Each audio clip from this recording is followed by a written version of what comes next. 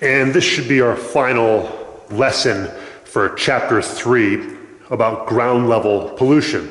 And this admittedly is a romp, if you will, a very selective romp through what I just picked out as some of the most interesting chemistry that's going on here. So I really recommend reading all of this. The picture I have, I don't know how many of you lived in the East in 2023 when there were the Canadian wildfires were really spreading smoke over the entire East Coast. In fact, during that summer, I remember sort of an orange haze around the sun and an orange haze in the air. And New York City, you can Google images of this if you just type Canadian wildfires, New York City 2023. It was really bad. It was really bad, and that's smog. So I am just gonna whip through a lot of this. It's a lot of, it's really interesting stuff, especially the first number 1 here. Hydroxide radicals as a tropospheric detergent, and that's in quotes. You might remember the phrase, sort of a tropospheric sink, where hydroxyl radicals actually remove pollutants from the troposphere and help keep our air clean. It's almost like scrubbing chemically. It's not really a great way to put it, but we're gonna go through some of those reactions and then just some selective other things. So a bit of a romp here. So let's just see how we do. And I'll try not to race too quickly. So I keep saying the word so. I can do that when I'm in a hurry.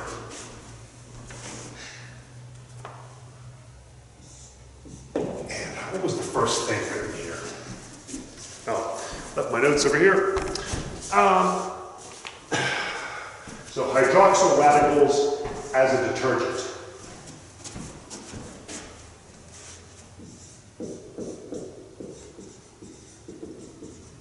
And we've talked a little bit about this chemistry. So where do these come from? Where do hydroxyl radicals come from? You might recall this. This is from the first couple of chapters. If you have ozone, I'm not going to write gas, everything's a gas, and you have this in the presence of ultraviolet, in this case UVB, that's more prevalent, that you get oxygen, diatomic oxygen, and then an excited oxygen in its atomic state, and then that excited oxygen in its atomic state reacts with water in the atmosphere through regular water cycle processes. Humidity, relative humidity, and you get 2 hydroxyl radicals. That's where they come from. That's this constant supply of hydroxyl radicals in the troposphere. And I'm giving you some selective ones here. This is very selective. RXN has reactions with carbon monoxide, a very important pollutant that we don't want a lot of. Just checking to make sure I didn't kick the camera. Well, if it acts as a tropospheric detergent, it must react with it. So hydroxyl radicals react with carbon monoxide, usually as a result of incomplete combustion of hydrocarbons, and you get this species called, I can't remember what it's called, HOCO. So it's basically forming a bond. It's forming a covalent bond between the two, and I'll just call this chemical reaction number 1. Okay, I actually wrote this out. I'm not sure this is really helpful, but so you have your, maybe it is helpful. You have your radical, because that's what it is. Carbon monoxide, we already know what that is. Well, what's it look like? Actually, this is important. I don't think your book does this very often.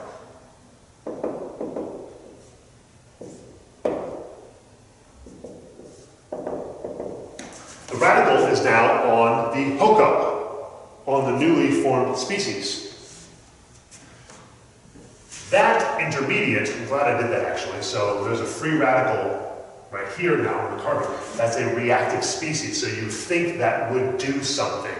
Well, what does it do? It reacts with oxygen, which is around 20% of oxygen breathing.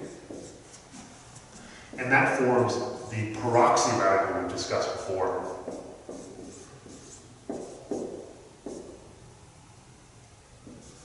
Now, why is that important? We've now taken carbon monoxide and created carbon dioxide, a much less concerning pollutant when it comes to ground level stuff. It is a concern when we get into global warming, but that's not the primary source of it. So that's one way that it scrubs the environment. This is fairly recently discovered chemistry. So again, what's the big picture? We're taking carbon monoxide and turning it into carbon dioxide, another pollutant.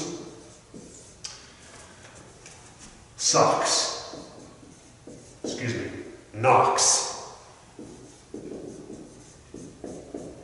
An example of NOx, nitrogen monoxide. Let's just choose the easiest one. Now here, again, this all gets interconnected.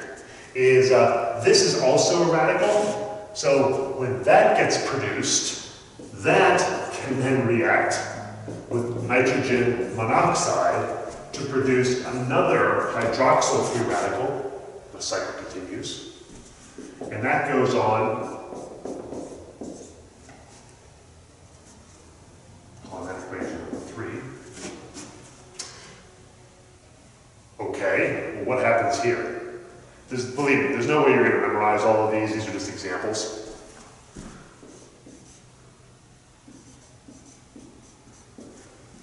Nitrogen dioxide is also a free radical. It's fairly unstable. It's actually susceptible to photolysis by low energy ultraviolet radiation, and it can reproduce nitrogen monoxide and an oxygen atom. Why am I doing all of this?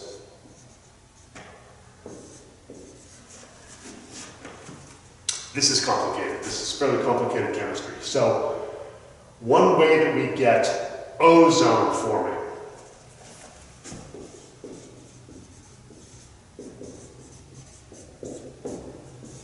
as opposed to stratospheric ozone from the first 2 chapters, we get ground level ozone from this process. So if you have a source of, say, impurities that are producing a lot of NOx in the environment, it's the hydroxyl radical chemistry that reacts with the NOx that eventually produces ground level ozone, which is a source we just don't want to have that happen. So that's just one way we get ground level ozone at our level. That's the reason I'm showing you this. Okay, so those are the hydroxyl radicals. There are lots and lots of examples of those. They are a non-selective tropospheric detergent. They have lots of different reactions. I think there's some homework on this one. So here I have to kind of go through and keep erasing. Maybe I can fit in something else over here.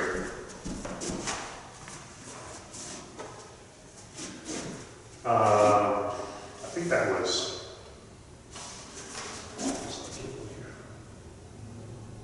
Okay. Yeah, I'm jumping ahead to 2B. 2A refers you to a figure in your book. So a combination of unreacted and partially, I'm only showing you one there. So go ahead and look at figure 3.2 in your book. And also note that the acronym SMOG, you already knew this, is a combination of smoke and fog. Part of what you're going to read about in this chapter, the origins of the Clean Air Act, comes from what was called the Donora smog from Donora, Pennsylvania, which is right outside of Pittsburgh. So 2B, volatile organic chemicals. There are tons and tons and tons of these. There's no way I'm going to list them all. Some common ones are benzene, ethylene, I'm going to write chemical structures, and 1,3-butadiene. Now, if you've had organic chemistry, you look at those and go, okay, I think I know what those mean. Benzene, as you might recall, is a 6-membered ring. Every corner is a carbon with alternating single and double bonds. This is actually, the chemical formula is C6H6. There's assumed to be a single covalent bond off of each of those corners. Ethylene, I bring that one up because it is one of the most commonly manufactured chemicals. It's the feedstock for all plastics. Has the chemical formula C2H4.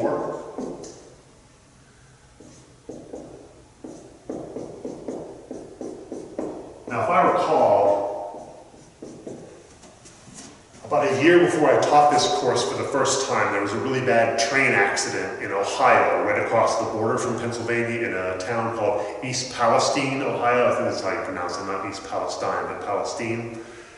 And the train, it was a lot of VOCs. There was a big fire that came up, and I think ethylene was one of the chemicals that was involved there. It was a really big mess in East Palestine, Ohio. I think I may have a question on a future homework assignment based on that tragic accident. And 1,3-butadiene, but means 4, so we have a chain of 4 carbons, a double bond there, a double bond there, that remains a single bond, hydrogen, hydrogen, there's a hydrogen, there's a hydrogen, there's a hydrogen, and there's a hydrogen. Now, what's nice is you can just look these chemicals up, you can just look up their structures. So VOCs, that range of boiling points I gave you, there are thousands and thousands and thousands and thousands of these. These are merely some small examples. Okay, I'm going to set up the section on photochemical smog, and I underline the word photochemical, so if you're taking notes and you like to just rewrite things from slides, you can go ahead and rewrite the notes there. This is just going to show you a little bit about how smog forms. We don't talk a lot about smog on the East Coast. We do from time to time. Smog is really talked about a lot more out west. In fact, places like the Grand Canyon will have smog levels on how much of the Grand Canyon you can see, which usually is based on the amount of smog coming from the Los Angeles area, if I recall. So smog is a much bigger issue out west. It used to be a bigger issue in the east, especially in a city like Pittsburgh during the heyday of the coal and steel industry.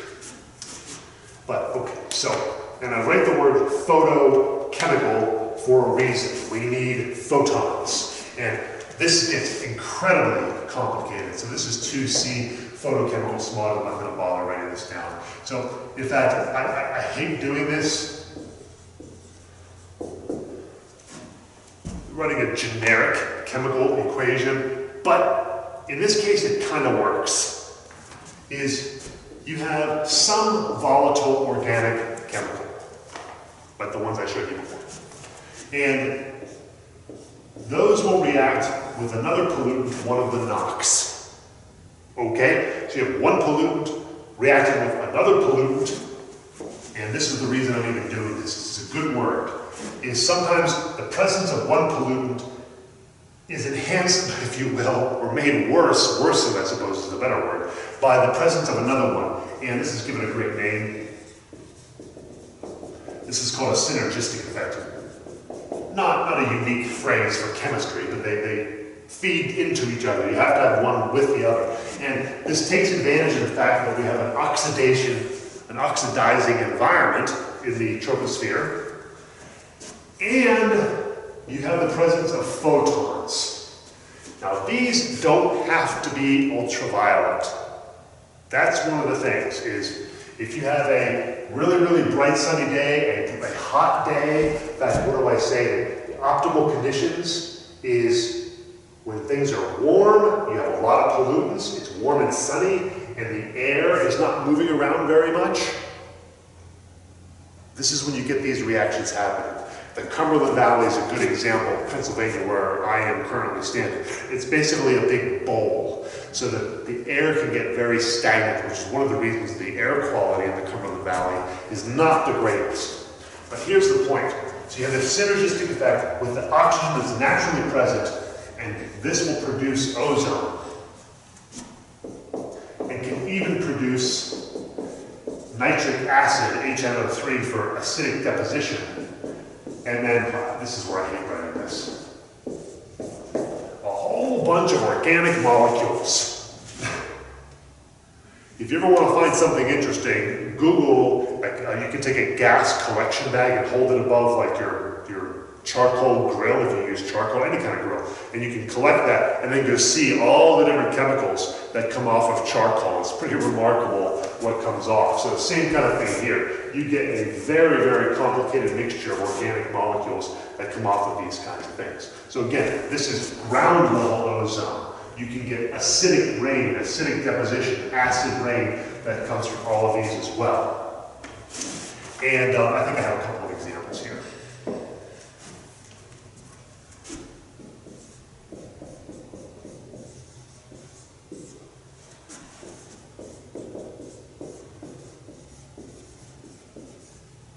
If you've had organic chemistry, this makes sense.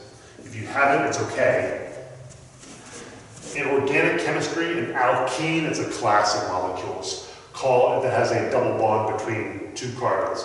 It can have more than one, like the butadiene and two double bonds. That would just be an example.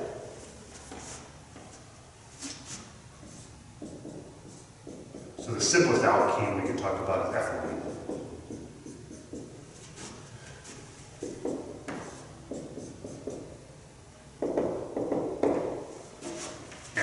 Reacting with our hydroxyl radical.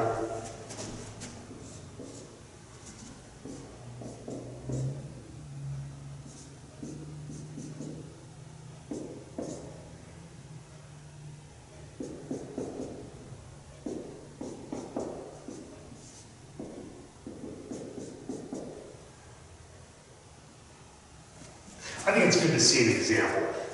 So this is one thing that can happen is you have ethylene reacting with the hydroxyl radicals that are there. You get a new radical that forms, make sure the structure is correct.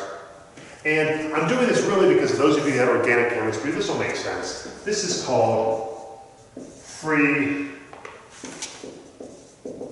radical addition. You've had organic chemistry, you understand that a double bond is a fairly reactive site, and something can then, what would that be called? Is that called an electrophile? I think it is. Can then form a bond. And here we get another radical that forms.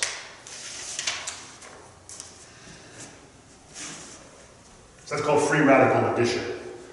Another type of reaction is when you get something simpler, like methane. Those of you that have been involved or have heard about the fracking industry know all about methane, especially if you have a leaky gas well and the methane is just going up into the troposphere, hopefully not the stratosphere, but it does get up there. So that's single bonds. Oh, I guess I should say, if it only has single bonds, those are called alkanes, as opposed to alkenes. Oh, I'm sorry, that's a bad example. An alkane is just single bonds between carbons. This is only one carbon, so that, I guess methane technically is an alkane, but it's not a great example of an alkane, I suppose it is. So in this case, you get the same radical. I'm going to keep doing the structure for that one. And then over here, you get then what's called a methyl radical. I believe we mentioned this one before.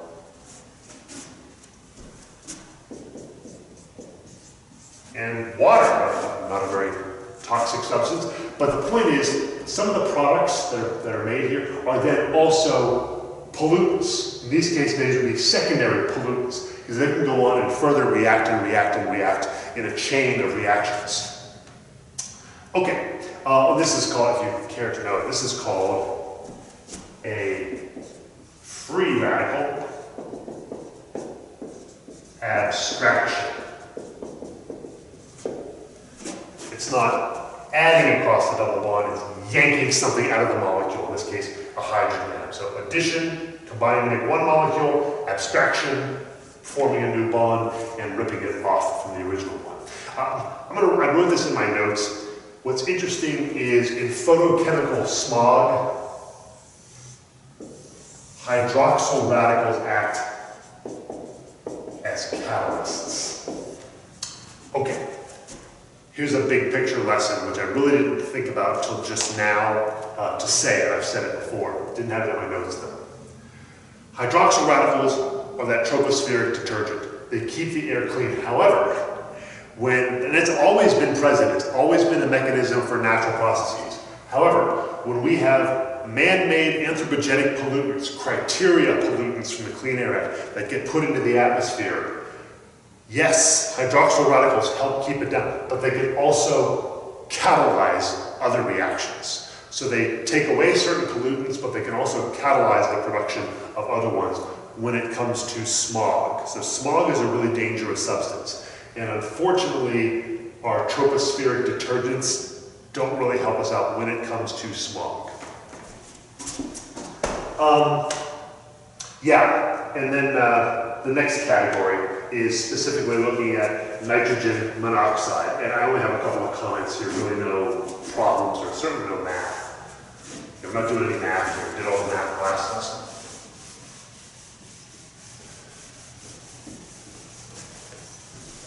Is where does the NOx come from? The nitrogen monoxide specifically. Well, it comes from two sources, you can see it in your notes there. It comes from fuel, fossil fuels specifically. Not going to come from solar. But then it also comes from what we call thermal. So, 3A.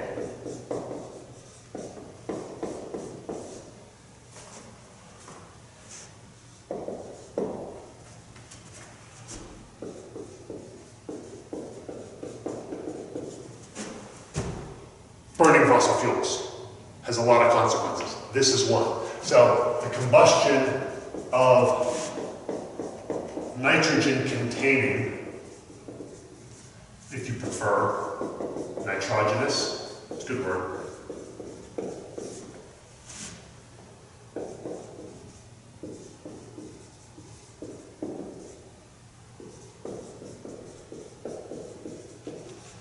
In petroleum, commonly known as crude oil, but petroleum, okay, there's various grades of that.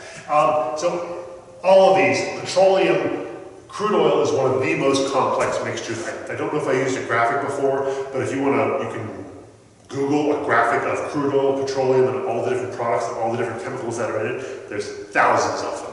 And I'm just going to show you one. When I gave this lecture to my face-to-face students, it was just uncharacteristically just a lot of text. I don't know if you've ever seen this molecule before. It's pretty common. It's a pretty common impurity in fossil fuels. This is C5H5N. It looks suspiciously like benzene for a reason. This is called pyridine.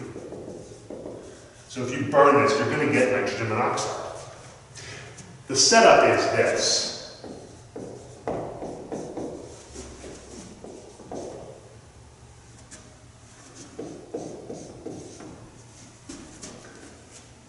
This is, this one's complicated. This one is not. This one is not.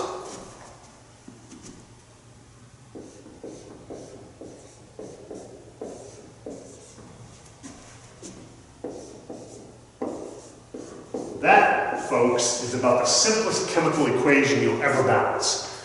Nitrogen, diatomic nitrogen, diatomic oxygen, producing 2 nitrogen monoxide. Now, if I was thinking about this, we would calculate the heat of this reaction. In fact, that might be a good extra credit problem, is use the tables of heats and formations. It's not that hard to do. I don't think I have it on here. No. Where does this come from? Those are always there. About 80%, about 20%. Those are always there. So under conditions of high temperature, that's usually what that symbol means, fairly high temperature.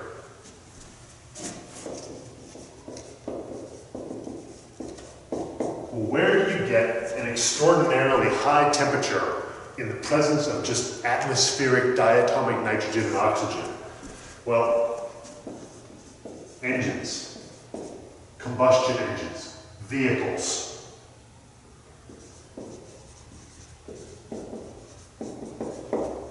Power plants. So transportation and power production from fossil fuels, by virtue of them operating at high temperatures, will produce thermal nitrogen monoxide. That is worth knowing. Okay. Basically, these notes we're just going through a couple of different atoms. So we talk about smog, we talk about oxidized forms of nitrogen, then we talk about a little bit about sulfur. And let's see here. Boy, I got a lot of stuff here on sulfur. We're getting there though. I might actually cut this down a little bit.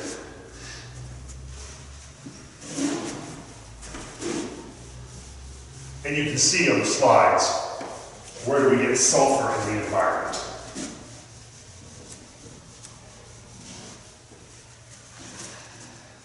So sulfur-based emissions. Take a look at these both simultaneously.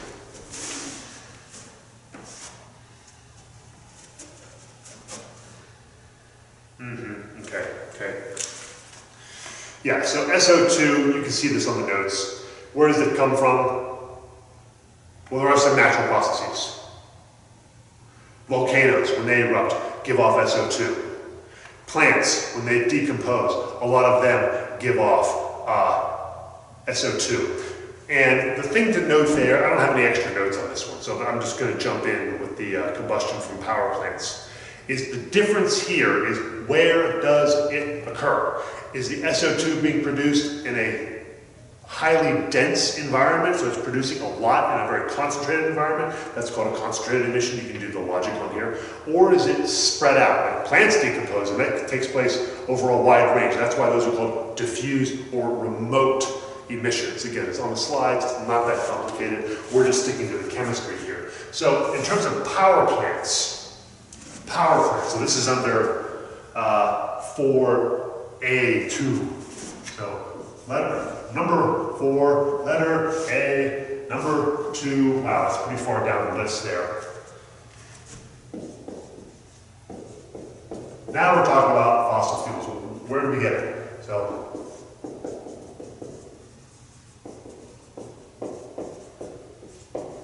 sulfur, for example, is a common pollutant in coal, in lower grades of coal. So you have elemental sulfur, which is a solid, and oxygen. Again, how much easier can you get? You get SO2.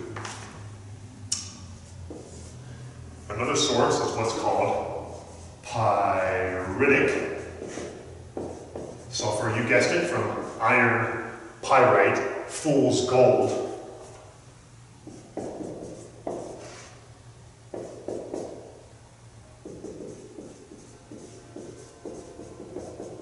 Now, fool's gold is more than that, but Fe, the iron 2 sulfide, iron Roman numeral 2 if you want to go back and learn your nomenclature, iron sulfide is the component in iron pyrite that does the reaction.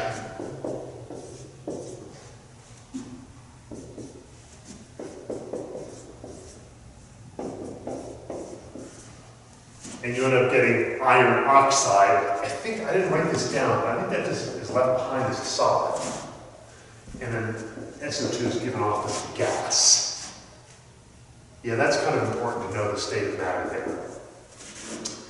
And for A3,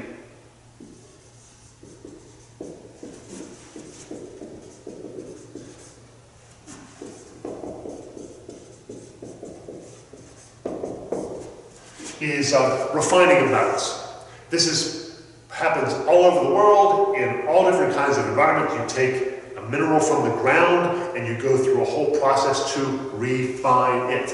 And the one I'm just going to give you here, which is the origins of the Clean Air Act in Donora, Pennsylvania, was zinc refining, so which is industrially referred to as roasting. So this is the process that was going on in Donora, Pennsylvania, when they had a real tragedy happen, which I'm going to let you read about. So zinc sulfide, where does that come from? I'm not a geologist. This comes from a mineral called, I'm not even sure I can pronounce it, sphalerite? Sphalerite. Which I think is more commonly referred to as zinc blende. It does a similar reaction. reaction. React oxygen under high temperature to get zinc oxide and SO2. That's the first step in roasting. You simply heat zinc blend at a high temperature. You produce a bunch of SO2. And then just so that you know, you further react this. Oops, excuse me, I didn't want to put an arrow there. You further react this like you do with steel, by the way. Raw carbon, which is called coke. And you end up getting what's called, well, that's where you get pure zinc. And unfortunately, you get carbon monoxide produced in this case. This first step is called roasting. This second step is called smelting. So you roast it, then you smelt it. So roasting it is just heating it at high temperature with oxygen. Then you heat it further in the presence of carbon. That's actually an oxidation reduction reaction. The carbon is oxidized to carbon monoxide. The zinc oxide is reduced to zinc. So there's some combustion reaction combined with a redox reaction, which is where you get zinc, plus a lot of these pollutants, which was the problem in Donora, Pennsylvania. And I think we are in the home stretch here. Yeah, this is a long one. And let's see if I can do one last board. Yeah, aqueous considerations. We'll talk about some acid rain, and then a couple of other things. And the rest of this really is on the slides directly. So apologies for the really long lesson here. It's not the most exciting one because I'm just trying to hit the highlights.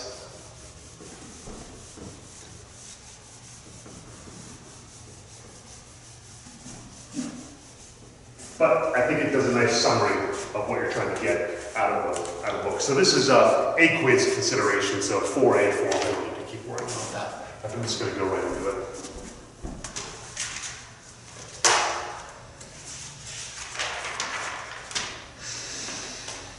Believe me, if this was face-to-face, I'd be doing the same thing. So this is still sulfur. So we'll have aqueous considerations, and then yeah. I'm just going to finish these off. And then sulfur, that is part of the drilling of natural gas, is where we get that. So some aqueous considerations.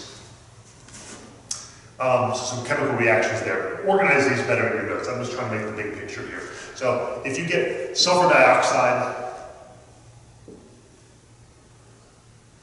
that's produced from combustion, and that can further react with oxygen to produce SO3.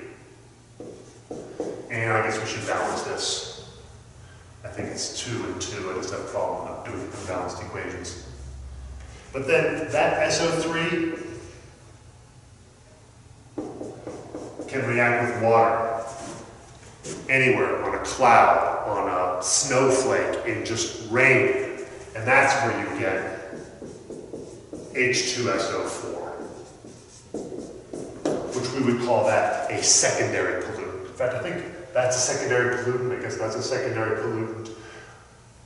Okay, so that's what happens there. And that's where you would get acidic deposition, most commonly referred to as acid rain. Not surprising. H2SO4 has to come from somewhere. It comes from sulfur, which follows this chain.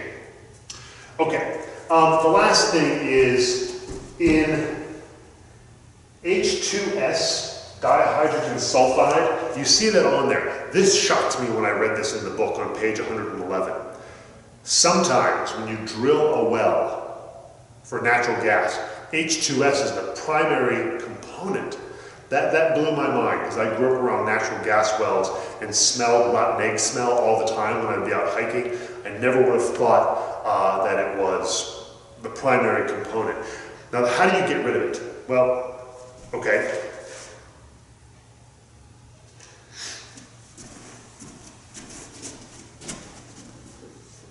Oh, by the way, H2S is not the only way that you get sulfur in natural gas?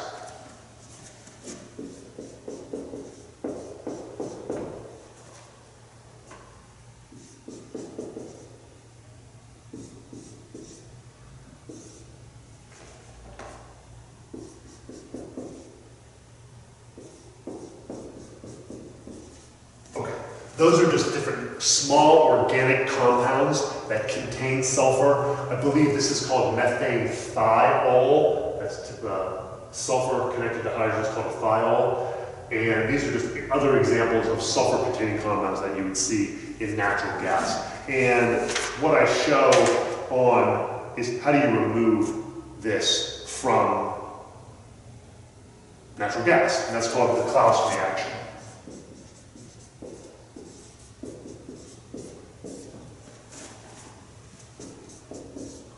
So if you want to get rid of the dihydrogen sulfide from natural gas, ironically you react it with SO2 and you produce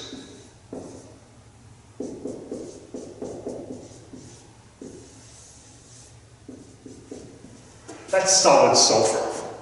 So you can do this, I'm not going through all the mechanics of this reaction. You take these two gases and react them together, you actually get solid sulfur. This is one of the reasons why sulfur, yellow powdery sulfur, is so cheap, because you're getting a constant supply of it from natural gas. It's a very easy process to do and produces a ton of it. Okay, last thing, and then the rest of it is on the slides, is, oh yeah, on the slide here, I put a question. It was about 10, 15 years ago that we were talking about helium, liquid helium shortages for things like MRI machines and things that need magnets cooled down to close to liquid helium temperature.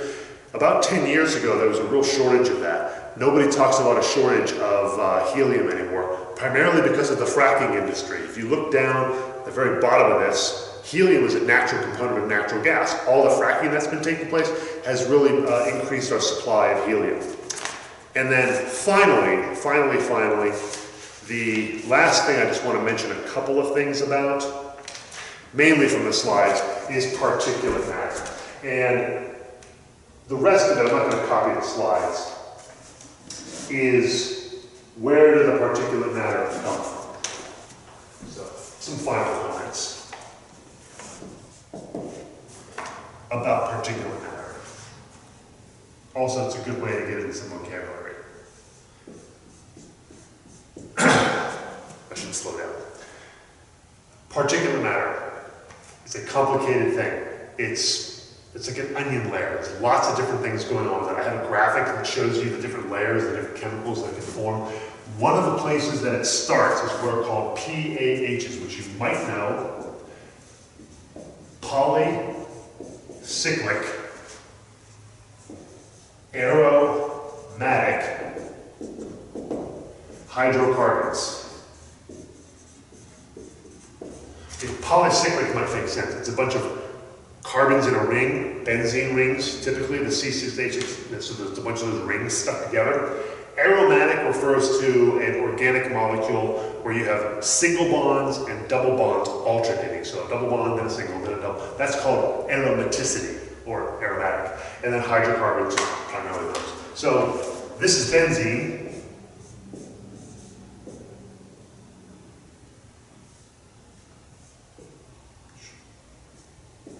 So aromatic, but that's not polycyclic, that's monocyclic.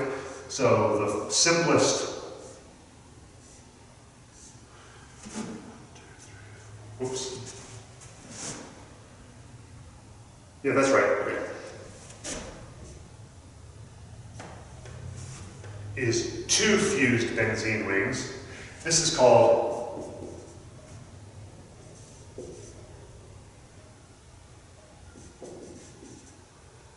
I always have trouble with this word. This is called naphthalene, which is mothballs, if you didn't know that. And then basically what happens here is,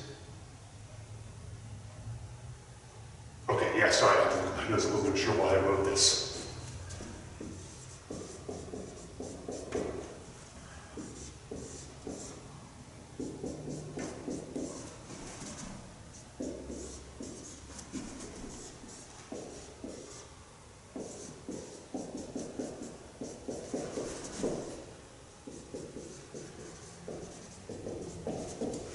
Thank you for indulging me on this one. So this is a reaction we talked about before. You have a VOC, reacts with the nitrogen monoxide, reacts with the nitrogen monoxide in the presence of light under sunny, hot conditions, and you get ground level ozone, nitric acid, plus additional inorganic gas. Why did I do this? That's what produces smog. The punchline here, if you will, is smog precedes the formation of particulate matter. Okay, the rest of the information about particulate is directly on these slides. So, what do I want to put here? So you can see, and this is about the best graphic I could find, is that you have polycyclic aromatic hydrocarbons that get together in kind of a glob, and then they start to pull in other things like toxic metals, things like this. So, and you can read the rest of it there. So the difference between a particulate matter, an aerosol, and then what is it? And finally, on the back side is just some practical information about this. Why are we worried about particulate matter 2.5? Primarily because once it gets into your body, you can't get it out. Larger particles tend to be coughed out or will go through your body some other way. Particulate matter 2.5 does not. And there's just a sample of data from a pretty high area where there was a lot of particulate matter in an industrial area in China. Not the best graphic, but it gives you an idea there. And then just, well, it's not really humorous, but if you've ever seen somebody that burns and rolls coal, that can actually increase the particulate matter in your immediate environment if you're unfortunate to be around one. Okay, so that was a kind of an information dump lesson. Take it for what it's worth. There's not a ton there that you're gonna have to memorize, but I hope that kind of broke down the chapter a little bit better than just reading it cover to cover or front to back. Okay.